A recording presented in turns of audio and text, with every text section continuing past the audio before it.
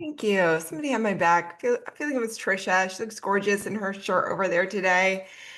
All right. Good morning, everybody. But surprise, it is me. I am covering for Scott Schnitzer today. And I was standing in my kitchen last night when I got the text, and I was like, of course, I got you. And I'm standing there and I look at my husband's brother who's here visiting, and his new girlfriend who's here visiting. And this was a big trip. I'm meeting the new girlfriend and all the things. And I'm like, what am I going to talk about, you guys? I feel like this is a common theme for me when I'm on accountability call. I'm like, what am I going to talk about? And Kelly is her name, and she's kind of a baddie and a career woman. And she's like, well, what's the point of this call? And I'm like, well, we're in sales. Sales can be hard. This is us gathering every morning. And we had talked a lot about what we do. And she says, tell my story. I'm like, really? And this is a breakthrough moment for us because she hasn't really told me her story yet. This is very new. I was really, I'm just going to say it, like best friends with my ex-sister-in-law. So this is all a very new situation. And she just looks at me bravely and she says, tell my story. I'm like, okay. I'm like, tell me your story. She was like, it was a Saturday. It was a Saturday day, like every Saturday, with a 16-year-old and a 13-year-old. And I was at Target. And I'm like, I'll see you guys later. I'm going to Target. And my 16-year-old was going to dig a hole at my neighbor's house. They needed house help digging a hole for a basketball post. And he had called my husband, Chris, love of my life, called my husband and said, I need help. They're digging this hole wrong, Dad. And everyone knows their dad can do everything right. They're digging this hole wrong. I need you to come help me. And his dad went over and it was a hot day and Kelly's at Target and she remembers driving past the neighbor's house and looking over and seeing her son and her husband digging the hole and thinking, I should go check on him. It's hot. I'm sure Chris hasn't eaten yet today, her husband. No, I'll just go home. I've got all this stuff from Target. She goes home. By the time she gets unpacked from Target, she looks at her phone and there's the alert. Someone on your phone plan's called 911, 10 missed calls. Her husband had had a major heart attack and passed away right there in front of her 16-year-old son. She was like, I had no warning at all. It was a Saturday. That's what she just kept saying. It was a Saturday. I was 42. I was 42 years old. And she said, and you know what? Someone gave me the advice to get life insurance when we first started having kids. And I had $1 million policy that I thought nothing about. And when we put it in place, it was $400 a year is what they were paying for it, you know? And she said, and at the time I joked, ha ha ha, you're worth more dead than alive. Like, I got $1 million on you. I might just like off you in your sleep. How many times do people joke that? She said, we joke. She said, I thought I'd never use it. And the first time I was looking down at that box and I had to fill out a form and I had to check the widow box, I'll never forget it. And she just said, it was a Saturday. And you know what? My son, he was an athlete. He played Division 3 college basketball. She's like, the grief and the trauma that he walked through. Because when my husband stopped digging the hole, he looked at me, he was like, what's up, old man? You can't hack it, old man? Like giving him a hard time. And he keeled over and passed away right there in front of him. And he's like, she said, I simply could not imagine navigating therapy and the paperwork and everything for my son alone and not knowing if I could pay the electric bill the next month. She said, the thing is, Kristina, the business of life insurance or the business of death is a business. It is paperwork and form after form and fee after fee and bill after bill and mortgage and food and everything. She said, I cannot imagine having navigated that without life insurance. And I was like, I love to hear this story. What we do matters. She's like, no, what you do matters. And I'm like, we forget that. She said, share that. People forget it. She said, I'm in a widows group. I'm in a widows group.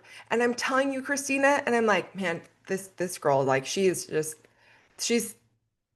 earning my respect second by second, right? And I'm like, This is powerful. And she's like, in that widows group, I will tell you four out of probably seven, and she's incredibly intelligent, so I'm going to trust her ratios. Four out of probably seven women in there were relying on a work policy and didn't know that the work policy had lapsed. She said, I'm not kidding you. Almost every widow in that widow group has a story that her husband quit their job, or the benefits had changed, or they thought they had a work policy. And that work policy, guess what? It's only $50,000. She said, my husband's work policy was $50,000. The funeral was 17. She's like, the bills coming in from the ambulance and everything. She said, we also had a critical illness policy. She said that thing paid out in 3 days. From 3 days of when he passed away, that paid out.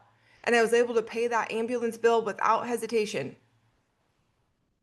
She was like, and because we had had the conversation of life insurance, we'd had every conversation about wills and our kids and who took the money and paying off things and our finances. Because we had that conversation, we had every conversation.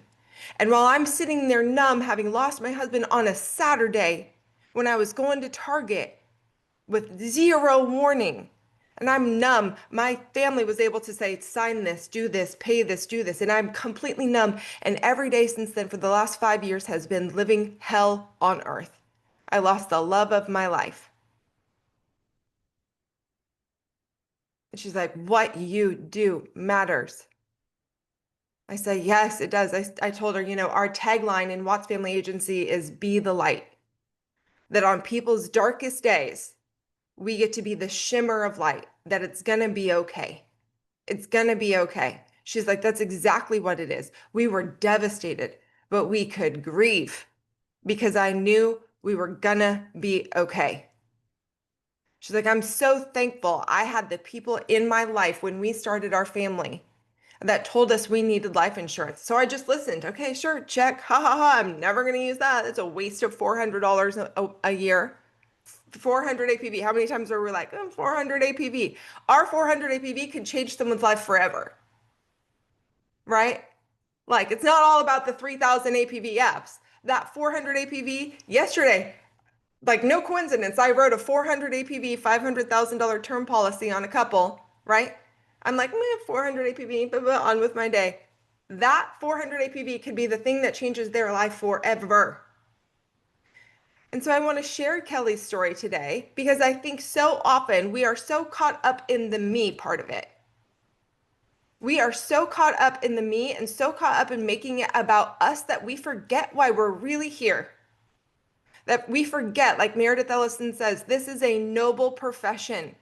And our literal job is that when on a random Saturday, somebody's world gets turned upside down and torn apart and they lose the love of their life, you got them. And you got to be the light in their life. And you got to be the one that gives them peace, that when they're handling themselves and their children and going to therapy and figuring out what's next in life, that you are the one that gave them the space to do that and the space to grieve and the ability. And then she told me there's a widow in her widow group right now. They were entrepreneurs. Her husband's an architect, owned his own business as an architect, had everything in the world you could ever imagine, you guys. They went on all the fancy trips. They had the fanciest house, the fanciest car. Like, this couple had made it. And they had no life insurance. And he passed away young. And guess what? She doesn't know how she's going to tell her 17-year-old son that house that daddy designed and built specifically for us to live in forever and ever, a piece of him, they have to sell it.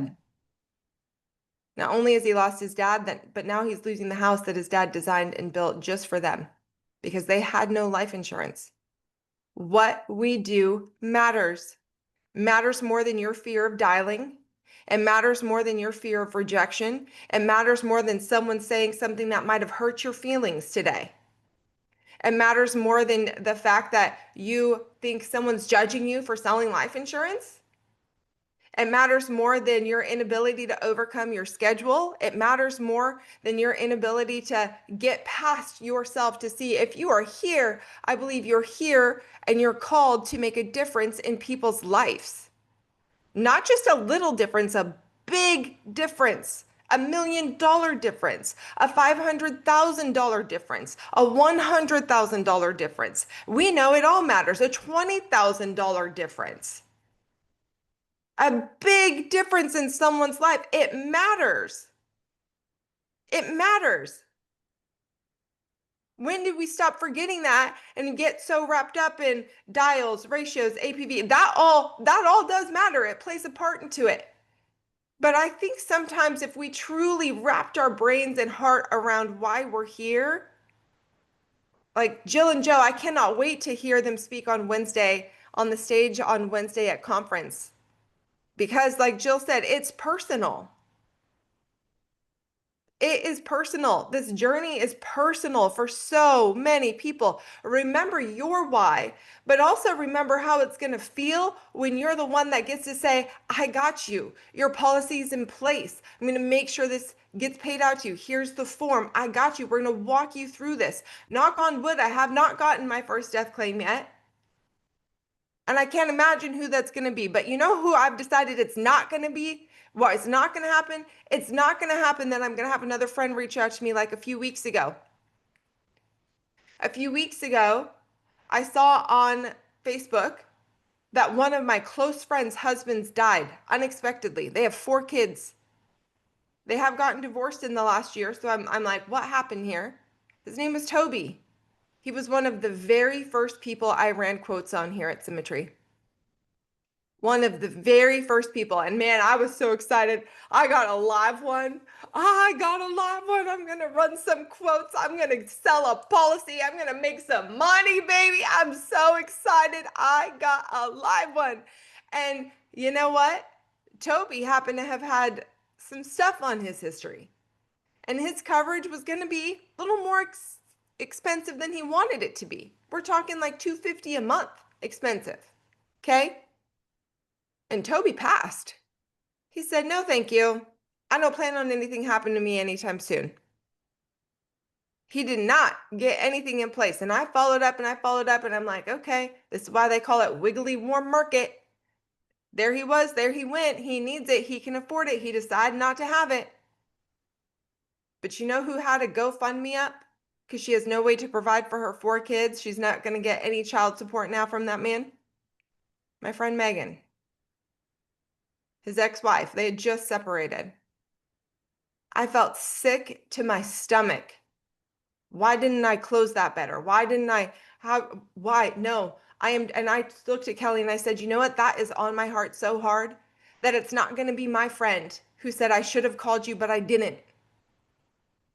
Right?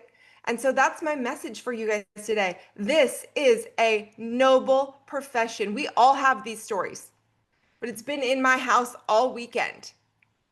And she's referenced her husband multiple times and it's beautiful. And I love hearing about him and his memory.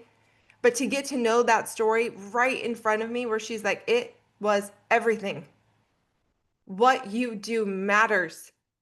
She said, when I hear someone doesn't have life insurance, I lose my mind to the point that I'm like, I am telling you as your friend right now, you look me in the eyes and you tell me right now that you are calling someone tomorrow and you are getting something in place tomorrow. And I'm going to text you every day until you get something in place. And I could not be more serious because you think it is expensive, but I did not think you needed it. And she literally was saying it like that. Since when do we have that same intensity when we find out our friends don't have life insurance? And it's our profession. Have you ever looked a friend in the eye and said, I am not letting you leave here until we get something in place? This is so important. We are sitting down right now. We're having this discussion.